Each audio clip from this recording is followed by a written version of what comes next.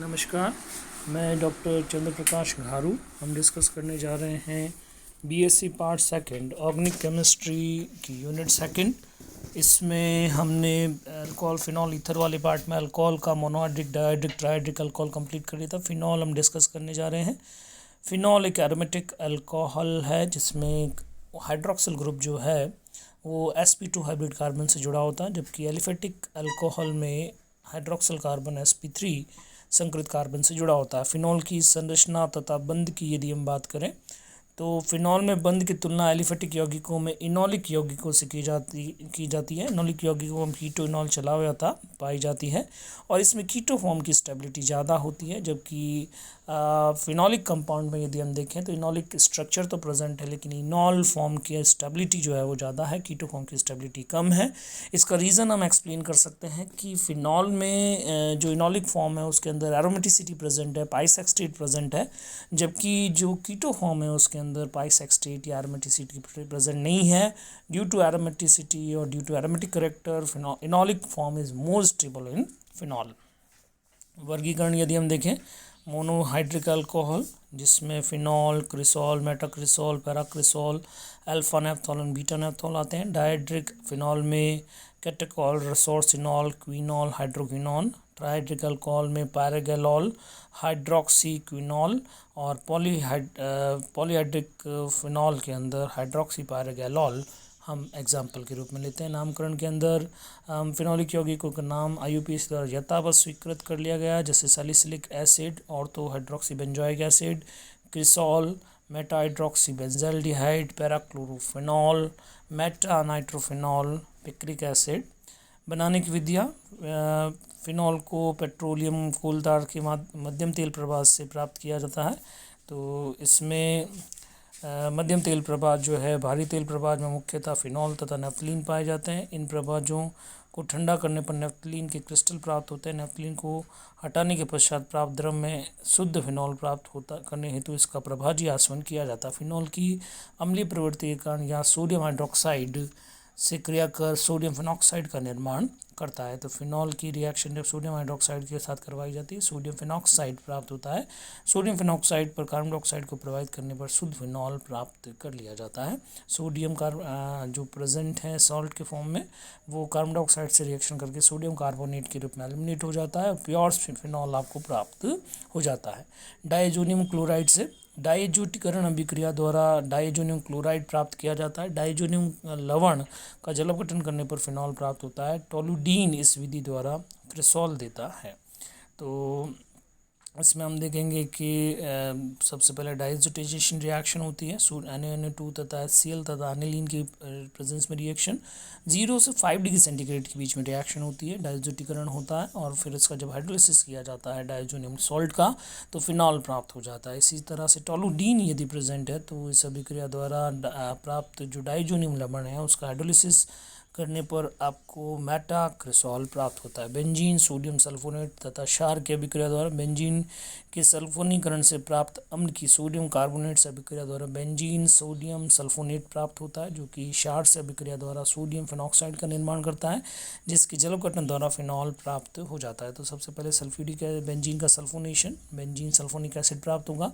Sodium carbonate की presence में sodium लवण का निर्माण होगा। फिर सोडियम हाइड्रोक्साइड द्वारा सोडियम फिनॉक्साइड प्राप्त होगा, जिसका हाइड्रोलिसिस करने पर फिनॉल प्राप्त हो जाता है। औद्योगिक विधियाँ यदि हम देखते हैं, रशिंग प्रक्रम जो है वो औद्योगिक विधि के रूप में हम डिस्कस करने जा रहे हैं। इस प्रक्रम में बेंजीन तथा HCl के विक्रिया द्वारा क्लोरोबेंजीन प्राप्त किया जाता है। प्राप्त क्लोरोबेंजीन पर सिलिका उत्प्रेरक की उपस्थिति में भाप प्रवाहित करने से फिनॉल प्राप्त हो जाता है। तो सबसे पहले क्लोरोबेंजीन हम प्राप्त करते हैं और उसके बाद में उसकी सिलिका उत्प्रेरक की उपस्थिति में जब भाप प्रवाहित की जाती है तो फिनॉल इसमें प्राप्त हो जाता है। डाउ प्रक्रम में बेंजीन के क्लोरीकरण द्वारा क्लोरोबेंजीन प्राप्त की जाती है, जो उच्च ताप व दाब पर सोडियम हाइड्रोक्साइड से क्रिया कर सोडियम फिनॉक्साइड में परिवर्तित हो जाता है, जो अम्लीय माध्यम में जलावघटन द्वारा फिनॉल देता है। तो मैं सबसे पहले हम जो है फ्रीडल क्राफ्ट रिएक्शन के थ्रू क्लोरोबेंजीन प्राप्त करेंगे। सोडियम हाइड्रोक्साइड से अभिक्रिया उच्च ताप और दाब पर करवाई जाती है, सोडियम फिनॉक्साइड प्राप्त हो जाता है, जिसका एसिडिक मीडियम में हाइड्रोलिसिस किया जाता है और डाउ प्रक्रम के द्वारा फिनॉल प्राप्त कर लिया जाता है। क्यूमीन हाइड्रोपेरोक्साइड से बेंजीन तथा प्रोपीन की अभिक्रिया द्वारा क्यूमीन प्राप्त की जाती है, जो कि ऑक्सीजन से अभिक्रिया कर क्यूमीन हाइड्रोपेरोक्साइड देता है, जो कि जल की उपस्थिति में 1,2 शिफ्ट द्वारा फिनॉल में परिवर्तित हो जाता है। तो अम्ल की उपस्थिति में 1,2 शिफ्ट द्वारा फिनॉल में परिवर्तित हो जाता है। तो सबसे पहले बेंजीन का HCl की उपस्थिति में प्रोपीन से अभिक्रिया द्वारा क्यूमीन प्राप्त किया जाता है। फिर अम्ल की उपस्थिति में इसका ऑक्सीडेशन कराया जाता है, परऑक्साइड प्राप्त हो जाता है, क्यूमीन परऑक्साइड प्राप्त हो जाता है, जो अम्ल की उपस्थिति में गर्म करने पर 1,2 शिफ्ट के थ्रू यहाँ पर आपको फिनॉल जो है वो मुख्य उत्पाद के रूप में प्राप्त हो जाता है। तो यहाँ पे क्रियाविधि यदि हम देखें तो परऑक्साइड का अम्लीय माध्यम में जब रिएक्शन होता है, प्रोटोनेशन की रिएक्शन होगी, डिहाइड्रेशन होगा और ऑक्सोनियम आयन प्राप्त हो जाएगा। इस ऑक्सोनियम आयन को जब गर्म करेंगे तो 1,2 शिफ्ट यहाँ पे देखने को मिलेगी, ऑक्सीजन के साथ में बॉन्ड क्रिएट हो जाएगा। फिर इसका जल इसके ऊपर अटैक करता है कार्बोकेटायन के ऊपर एज ए न्यूक्लियोफाइल, और फिर फाइनली जो है H यहाँ पे हाइड्रोजन शिफ्ट होता है और एसीटोन जो है वो एलिमिनेट हो जाता है और फिनॉल आपको उत्पाद के रूप में प्राप्त होता है। -I समूह द्वारा प्रतिस्थापित एरिल क्लोराइड से फिनॉल का निर्माण। क्लोरो समूह ऑर्थोपैरादिष्टकारी समूह तथा विसंकरणकारी समूह है, अतः सामान्य परिस्थितियों में नाभिक स्नेही प्रतिस्थापन अभिक्रिया नहीं होती। साथ ही अनुनाद के कारण कार्बन तथा क्लोरो Cl बंध में द्विबंध के गुण उत्पन्न हो जाते हैं तथा Cl बंध का निर्माण विखंडन आसानी से नहीं होता। बेंजीन भले पर -I समूह उपस्थित होने पर नाभिक स्नेही प्रतिस्थापन अभिक्रिया कमरे के ताप पर करवाई जा सकती है, जैसे कि 2,4 डाइनाइट्रो क्लोरोबेंजीन सोडियम हाइड्रोक्साइड के साथ रिएक्शन करवाई जाती है। Very simple reaction it is, कमरे के ताप पर कंप्लीट हो जाती है। Otherwise it is not possible to substitute OH at the place of Cl। But इस अभिक्रिया में क्योंकि यहाँ पे -I ग्रुप दो नाइट्रो समूह जो कि -I ग्रुप है, जो कि रिएक्शन को सब्स्टिट्यूशन रिएक्शन के प्रति एक्टिवेट करते हैं, और यहाँ पे सिंपल सब्स्टिट्यूशन रिएक्शन के द्वारा आपको 2,4 डाइनाइट्रोफिनॉल उत्पाद के रूप में प्राप्त हो जाता है। सोडियम सिलिसिलेट से सोडा लाइम के साथ अभिक्रिया सोडा लाइम के साथ सोडियम सिलिसिलेट का आसवन करने से फिनॉल प्राप्त होता है। तो सोडियम सिलिसिलेट सैलिसिलिक एसिड का सोडियम लवण है, सोडा लाइम के साथ रिएक्शन होगी, सोडियम कार्बोनेट एलिमिनेट होगा और आपको फिनॉल उत्पाद के रूप में प्राप्त हो जाएगा। ग्रिग्नार्ड अभिकर्मक से फेनिल मैग्नीशियम ब्रोमाइड ऑक्सीजन की उपस्थिति में परऑक्साइड का निर्माण करता है। परऑक्साइड एक मोल और फिनॉल मैग्नीशियम ब्रोमाइड से अभिक्रिया कर मध्यवर्ती ऑक्साइड बनाता है, या ऑक्साइड अम्ल से अभिक्रिया कर फिनॉल में परिवर्तित हो जाता है। तो यहाँ पे मध्यवर्ती ऑक्साइड बनता है जो कि अम्ल से अभिक्रिया कर फिनॉल में परिवर्तित हो जाता है। फिनॉल से के भौतिक गुणधर्म। फिनॉल क्रिस्टलीय रंगहीन ठोस पदार्थ है जिसका क्वथनांक 43 डिग्री सेंटीग्रेड होता है। इसमें कार्बोनिक गंध पाई जाती है, परंतु ऑक्सीकरण द्वारा यह गुलाबी रंग में परिवर्तित हो जाता है। इसका क्वथनांक 182 डिग्री होता है। अन्य फिनॉल ठोस अथवा गाढ़ी द्रवावस्था में पाए जाते हैं। रासायनिक अभिक्रियाएं। अम्लीय प्रकृति। कार्बनिक अम्लों में अल्कोहल, फिनॉल तथा कार्बोक्सिलिक अम्लीय प्रवृत्ति दर्शाते हैं। अम्लीय सामर्थ्य व अम्ल की वियोजन स्थिरांक के द्वारा दर्शाया जाता है। Ka या वियोजन स्थिरांक का मान अधिक अम्लीय सामर्थ्य को दर्शाता है। जैसे अल्कोहल के Ka का मान 10⁻⁻6 से 10⁻18 10⁻16 से 10⁻18 है। फिनॉल का Ka का मान ज़्यादा होता है 10⁻10, और कार्बोक्सिलिक एसिड का वियोजन स्थिरांक जो है 10⁻5 के बराबर होता है। उपरोक्त Ka के मानों से स्पष्ट होता है कि फिनॉल अम्लीय सामर्थ्य में फिनॉल का अम्लीय सामर्थ्य अल्कोहल से तो अधिक होता है, परंतु कार्बोक्सिलिक एसिड की तुलना में यह एक दुर्बल अम्ल है। प्रोटॉन के निष्कासन के पश्चात अल्कोहल से अल्कोक्साइड का निर्माण तथा फिनॉल से फिनॉक्साइड आयन प्राप्त होता है। फिनॉक्साइड आयन अनुनाद द्वारा स्थायी हो जाता है, जबकि अल्कोक्साइड आयन में अनुनाद नहीं पाया जाता। तो अल्कोक्साइड आयन यहाँ पे प्रोटॉन के एलिमिनेशन से बनता है, जो रेजोनेंस स्टेबलाइजेशन शो नहीं करता है।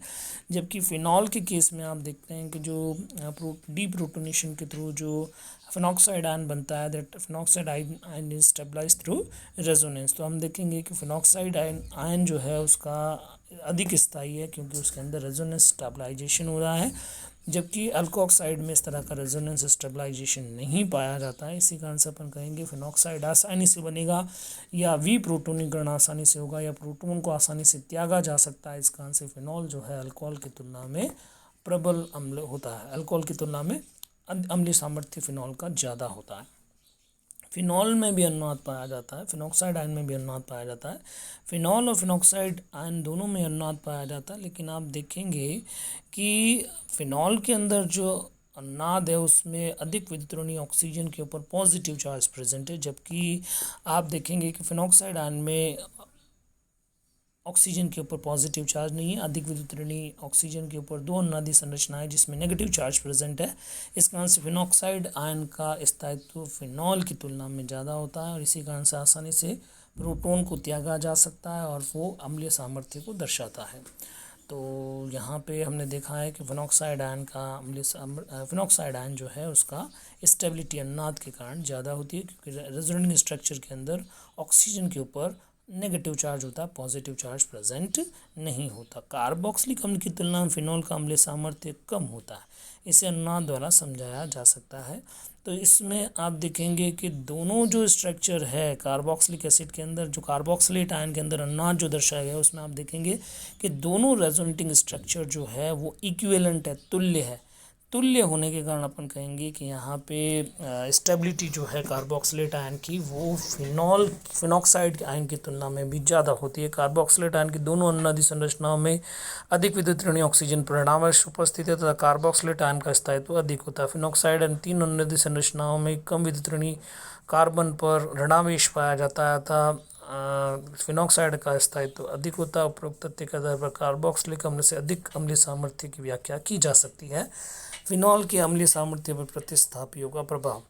तो इलेक्ट्रॉन आकर्षी समूह फिनॉल के अम्लीय सामर्थ्य में वृद्धि करते हैं। इलेक्ट्रॉन आकर्षी समूह की उपस्थिति में अनुनाद द्वारा बेंजीन वलय पर आए ऋणावेश घनत्व का प्रेरणिक प्रभाव -I द्वारा हटाया जाता है, जिसके कारण OH बंध की द्रव्यता में वृद्धि होती है तथा अम्लीय सामर्थ्य में वृद्धि हो जाती है। तो यहाँ पे आप देखेंगे कि हाइड्रोजन को आसानी से प्रोटॉन के रूप में निष्कासित किया जा सकता है यदि -I ग्रुप प्रेजेंट होता है। -I समूह द्वारा फिनॉक्साइड आयन के स्थायित्व में भी वृद्धि होती है। फिनॉक्साइड आयन में अनुनाद के कारण बेंजीन वलय पर ऋणावेश घनत्व बढ़ता है। इस ऋणावेश घनत्व को इलेक्ट्रॉन आकर्षी समूह द्वारा हटाया जाता है, जिसके कारण फिनॉक्साइड आयन के स्थायित्व में वृद्धि हो जाती है। ऋणावेश घनत्व कम होने पर फिनॉक्साइड आयन के स्थायित्व में वृद्धि होती है। हैलोजन प्रबल विद्युत आकर्षी समूह होता है तथा फिनॉल के अम्लीय सामर्थ्य में वृद्धि करते हैं। जैसे आप देखेंगे कि क्लोरो, ब्रोमो, फ्लोरो और OH। तो क्लोरो जो प्रतिस्थापित फिनॉल है उनकी उसका जो अम्लीय सामर्थ्य है वो सबसे ज़्यादा है। फ्लोरीन की विद्युत अधिक होने के बाद भी फ्लोरो प्रतिस्थापित फिनॉल का अम्लीय सामर्थ्य क्लोरो प्रतिस्थापित फिनॉल की तुलना में कम होता है। इसकी व्याख्या फिनॉल में अंतराण्विक हाइड्रोजन बंध द्वारा की जा सकती है। तो यहाँ पे क्या होता है कि फ्लोरो सब्स्टिट्यूटेड फिनॉल के अंदर अंतराण्विक हाइड्रोजन बंध बन जाता है। इस कारण से हाइड्रोजन जो है ऑक्सीजन और फ्लोरीन के बीच में सैंडविच हो जाता है। इसे आसानी से निष्कासित नहीं किया जा सकता, जबकि क्लोरीन जो एक बड़ा परमाणु है वो हाइड्रोजन बंध नहीं बनाता। इसी कारण से वहाँ पे Cl जो है वो आसानी से एलिमिनेट किया जा सकता है। इलेक्ट्रॉन आकर्षी नाइट्रो समूह की उपस्थिति में भी फिनॉल अम्लीय सामर्थ्य में वृद्धि होती है तथा OH समूह एक ऑर्थो पैरादिष्टकारी समूह है, जिसके कारण बेंजीन वलय पर ऑर्थो तथा पैरा स्थिति पर ऋणावेश उत्पन्न हो जाता है। अतः नाइट्रो समूह जो कि ऑर्थो पैरा स्थिति पर जुड़ा होने पर फिनॉक्साइड आयन पर स्थायीकरण होता है। मेटा स्थिति पर नाइट्रोस और फिनॉक्साइड का अधिक स्थायीकरण नहीं कर पाता। तो आप देखेंगे कि जो नाइट्रोपिक्रिक एसिड है उसका अम्लीय सामर्थ्य बहुत अधिक होता है। यहाँ पे ऑर्थो और पैरा स्थितियों पर डाइनाइट्रोफिनॉल है और नाइट्रोफिनॉल है। पैरा नाइट्रोफिनॉल का जो अम्लीय सामर्थ्य है वो सबसे ज़्यादा है। ऑर्थो नाइट्रोफिनॉल और सबसे कम जो है मेटा नाइट्रोफिनॉल जो है उसका अम्लीय सामर्थ्य है। तो ऑर्थो नाइट्रोफिनॉल में अंतराण्विक हाइड्रोजन बंध के कारण या कम अम्लीय सामर्थ्य दर्शाता है, जबकि पैरा नाइट्रोफिनॉल जो है वो अधिक अम्लीय सामर्थ्य दर्शाता है। पिक्रिक अम्ल का अम्लीय सामर्थ्य अत्यधिक होता है तथा यह सोडियम बाइकार्बोनेट के साथ में कार्बन डाइऑक्साइड गैस निष्कासित करता है, जो कि बुलबुलों के रूप में बाहर निकलती है। ये रिएक्शन जो है कार्बोक्सिलिक एसिड दर्शाते हैं, जो कि बहुत स्ट्रॉन्ग एसिड ऑर्गेनिक एसिड है। ऐसी ही रिएक्शन पिक्रिक एसिड के अंदर भी, यानी कि पिक्रिक एसिड जो है वो एसिटिक एसिड के समान अम्लीय सामर्थ्य को दर्शा रहा है। सोडियम बाइकार्बोनेट के साथ में रिएक्शन द्वारा कार्बन डाइऑक्साइड को ये एलिमिनेट करता है और अम्लीय सामर्थ्य यहाँ पे बहुत ज़्यादा हो जाता है। तो इस तरह से हम देखते हैं कि फिनॉल का अगर रिएक्शन कराएंगे सोडियम बाइकार्बोनेट के साथ में कोई अभिक्रिया नहीं होगी। कार्बोक्सिलिक एसिड सोडियम बाइकार्बोनेट के साथ में कार्बन डाइऑक्साइड को विमुक्त करता है। तो पिक्रिक अम्ल का अम्लीय सामर्थ्य कार्बोक्सिलिक अम्लों के समान होता है। फिनॉल में बेंजीन वलय से जुड़ा इलेक्ट्रॉन प्रतिकर्षी समूह फिनॉल के अम्लीय सामर्थ्य में कमी करता है। प्लस आई समूह की उपस्थिति में फिनॉल OH बंध की द्रव्यता घटती है तथा साथ ही फिनॉक्साइड आयन का स्थायित्व घटता है, क्योंकि प्लस आई समूह की उपस्थिति में बेंजीन वलय पर इलेक्ट्रॉन घनत्व में वृद्धि हो जाती है। उपरोक्त तथ्य को मेटाक्रिसॉल के अम्लीय सामर्थ्य के क्रम के रूप में दर्शाया जा सकता है। अब देखते हैं फिनॉल का अम्लीय सामर्थ्य जो है मेटाक्रिसॉल से अधिक होता है। ऑर्थोक्रिसॉल तथा पैराक्रिसॉल का अम्लीय सामर्थ्य भी कम पाया जाता है। प्लस M प्रभाव अन्नाद के द्वारा बेंजीन वलय पर श्रृंखला में इलेक्ट्रॉन विस्थानीकरण विंजोवरिक प्रभाव कहलाता है, जो धनात्मक अथवा ऋणात्मक हो सकता है। हाइड्रोक्सी समूह का प्लस M प्रभाव उसके माइनस आई प्रभाव से ज़्यादा प्रभावी होता था। फिनॉल में बेंजीन वलय पर इलेक्ट्रॉन घनत्व बढ़ता है।